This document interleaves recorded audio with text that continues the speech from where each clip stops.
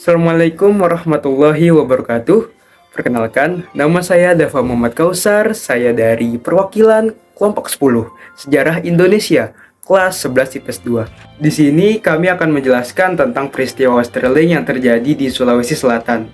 Sebelum itu, izinkan saya memperkenalkan anggota kelompok 10, yakni saya, Dava Muhammad Kausar, absen 7, yang akan menjelaskan latar belakang dari peristiwa Westerling.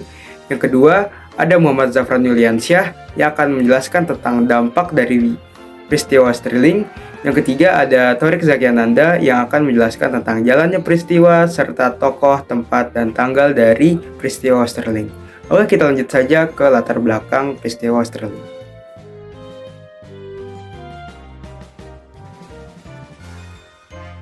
Jadi sebelumnya kita perkenalan dulu nih dengan salah satu tokoh yang terkenal dari Belanda, yakni Raymond Westerling.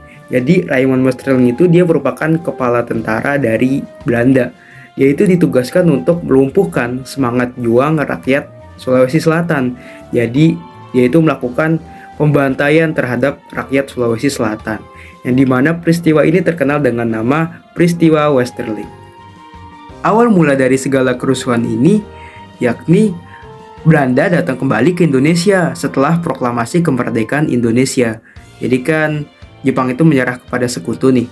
Karena Jepang menyerah kepada sekutu dan ada waktu kosong, jadi Belanda datang nih. Dia tuh datang bersama NICA. NICA itu singkatan dari Netherlands Indies Civil Administration. Nah, mereka berdua tuh datang ke Indonesia. Mereka juga datang ke Indonesia itu untuk melucuti tentara Jepang. Nah, tadi kan saya udah ngejelasin kalau Indonesia sudah memproklamasikan kemerdekaannya. Tapi Belanda itu tetap berpegang teguh dengan niatnya untuk menguasai kembali wilayah Indonesia.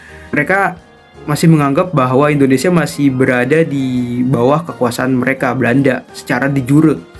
Karena Belanda bersikap seperti itu, akhirnya timbullah perlawanan dari rakyat, terutama yang akan kita bahas ini rakyat dari Sulawesi Selatan. Jadi rakyat Sulawesi Selatan itu tidak terima dengan Belanda. Akhirnya terjadilah perlawanan dengan Belanda dan Sulawesi Selatan. Nah, pertempuran ini tidak hanya terjadi di Sulawesi Selatan, tetapi juga terjadi di Jawa dan pulau-pulau lainnya.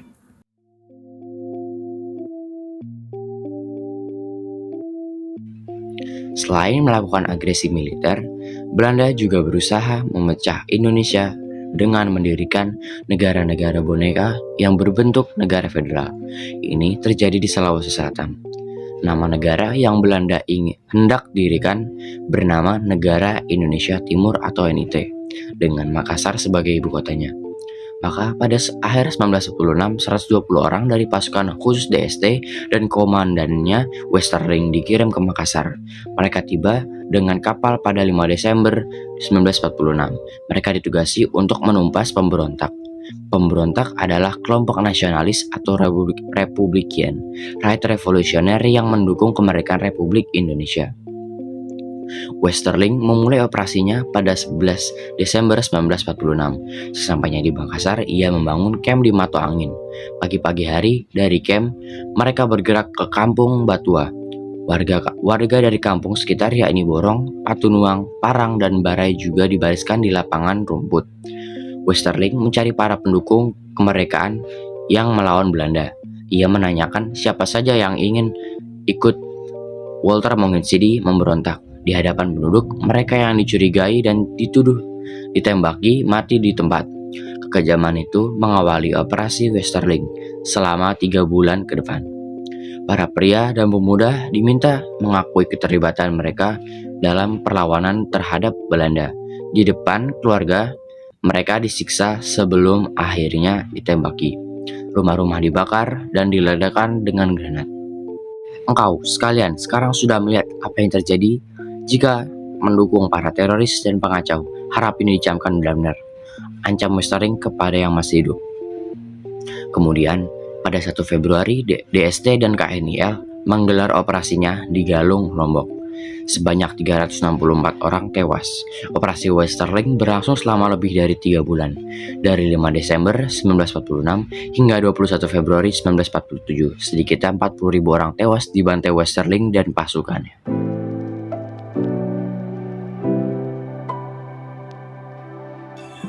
Dampak dari peristiwa Westerling, yakni rakyat Sulawesi Selatan banyak yang kehilangan keluarga, ekonomi karena pembantaian tersebut. Banyak rakyat Sulawesi yang cenderung dendam dengan pasukan Belanda dan juga kekurangan tenaga kerja di Sulawesi Selatan pada masa tersebut.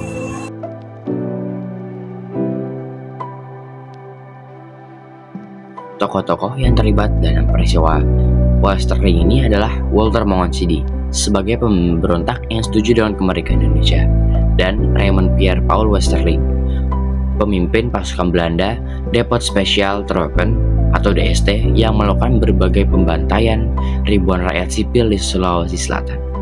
Lalu, tempat terjadinya peristiwa Westerling ini berlatar di Sulawesi Selatan, khususnya Makassar, yang hendak dijadikan Belanda sebagai negara yang berbentuk federal.